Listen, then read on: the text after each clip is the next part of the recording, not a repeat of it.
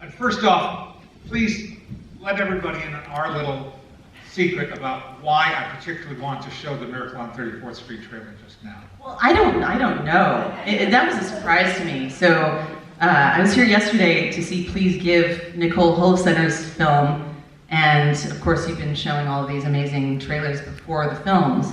And the minute that font came up, I was like, what? Miracle on 34th Street? I can't believe you're showing that. And that is my grandfather's film, John Payne. So John Payne starred in that film. Yes. That's his most enduring film. Yes, well that's the one everybody watches at Christmas. Yeah. That's why I couldn't watch It's a Wonderful Life for over 30 years, because I was like, that's the other film. And so anyway, it's nice to have a family connection. Absolutely, yes, and more than that, I mean, I'm so honored to be here for so many reasons. Also because of, the family connection kind of goes way back. Leonard, of course, has been an iconic film historian and critic for many, many years. This is just a dream come true to be able to be a part of this. But also it's full circle in many ways because my whole family on my father's side was part of Hollywood. My great-grandparents were vaudevillians and then started the silent film era with Charlie Chaplin. And my grandparents were Gloria DeHaven and John Payne. And you interviewed my grandmother many years ago. I did. And then the fact that you have a telegram from Carter DeHaven. From Buster Keaton to Carter DeHaven, kind of a funny telegram, like a break-a-leg type telegram. Yeah. Opening night. Right, and it was so beautifully written, as only Buster Keaton could write it too. But I saw this telegram on his wall at Thanksgiving, and I was just blown away. It's my great-grandfather getting a telegram from Buster Keaton. I mean, it's just nuts. So there's a lot of deep, heartfelt emotions being here tonight, I couldn't be more proud to have it be screening here, and I know John Schnepp would be over the moon. So thank you all for coming.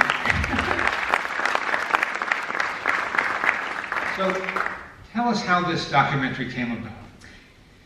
Well, it started because I was with a guy who was super sweaty about Superman Lives. John and I were nerds about a lot of things. John had his own obsession with a lot of different things. Superman Lives, he had been collecting art from the early days of the internet and putting it in a file for many, many years. There wasn't much out there as far as Superman Lives was concerned, but the idea of Nicolas Cage as Superman, directed by Tim Burton, and with Kevin Smith as the screenwriter, all these things were intriguing, but he knew there was more to the story than that. And I have to credit our friend Sam Sheeran, who is in the audience. Where are you, Sam? There he is. So John and I were at this D. Antwoord music video weird thing at Meltdown Comics years ago, and Steve Johnson, who was the creator of the rainbow light-up suit, Superman suit for Superman Lives, was there in the audience, and John was like, that's the guy that made the Superman Lives suit. I was like, okay, let's go talk to him. And of course Steve Johnson was like, he was embarrassed that he had worked on this film, because nobody had any idea that it was worthwhile. Everything that was out there on the web was not good. I mean, really not good. So, in any case, we went out to dinner afterwards, went to Toy, had some food. Sam was there, and John was talking about how much he loved Superman Lives, and that we just met Steve Johnson, and Sam was the one who actually said, you need to make a documentary about this. And John was just like, I don't make documentaries, it's not what I do. And the more I thought about that, and the more that I talked to John about it, I was like, why the fuck not? Like, why not? Like, this is, you have a passion for this, we can make this. This is something that we can take the reins on. And that just started a whole journey towards trying to get Tim Burton for 3 years.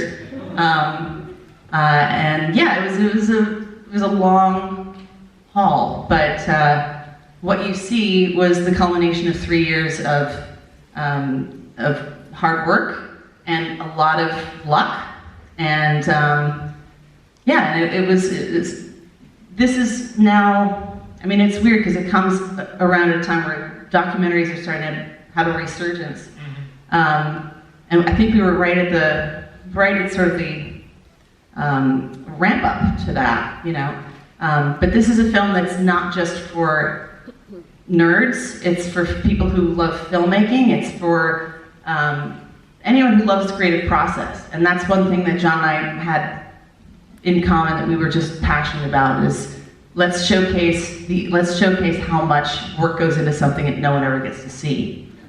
Because it happens all the time in Hollywood and no one ever gets to hear about these stories. So to be able to have access to all the things that we had access to and then to be...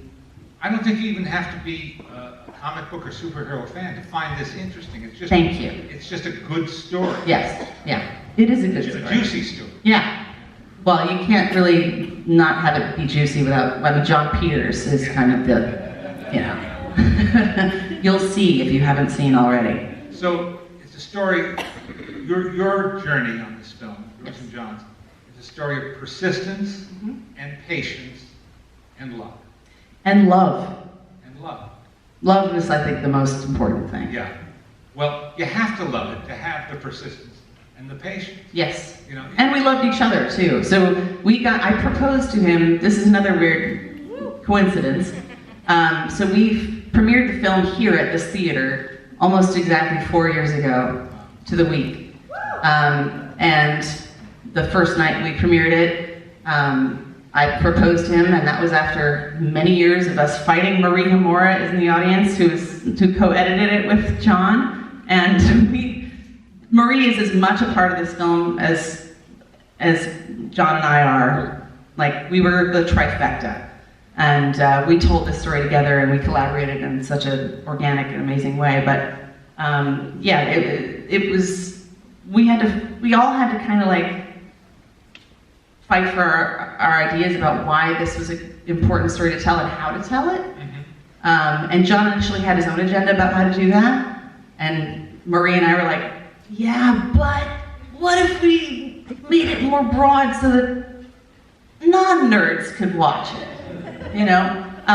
But then, you know, there was just a whole lot of collaboration and just exchange of ideas. It was a tiny crew.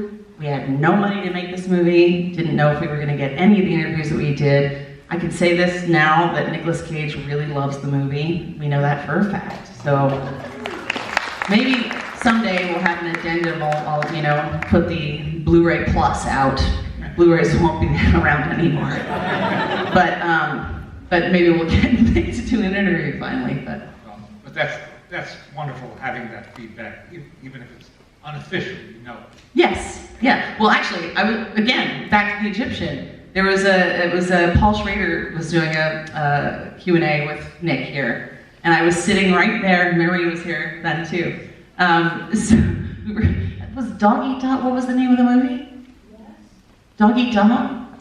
Something like that. Involved dogs. It was Willem Dafoe and Nicolas Cage, crazy movie. Anyway, John and I are sitting right there. Nick is here up on stage.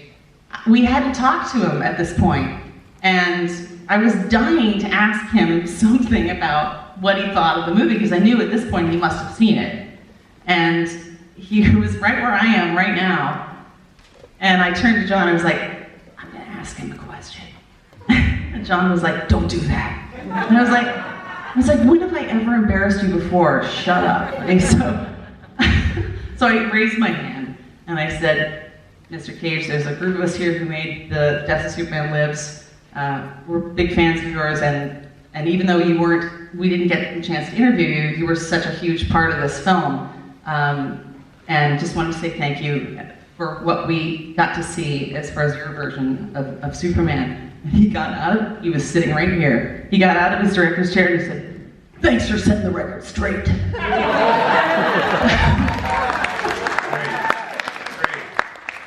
Yeah, so that was one experience. That's the ultimate validation. Yes, Yeah. And having such a great turnout tonight is more validation, I think. Well, there's a lot of familiar faces out there, and friends and family, and yeah. I mean, these are the people that, this is why we made the movie, you know? Yeah. Well, you've got the right audience, and we're so glad that you let us show it and include it in our weekend. And thank Honored. you. Thank you for being here, Holland. Thank you, Leonard. Enjoy getting sweaty with Superman in it.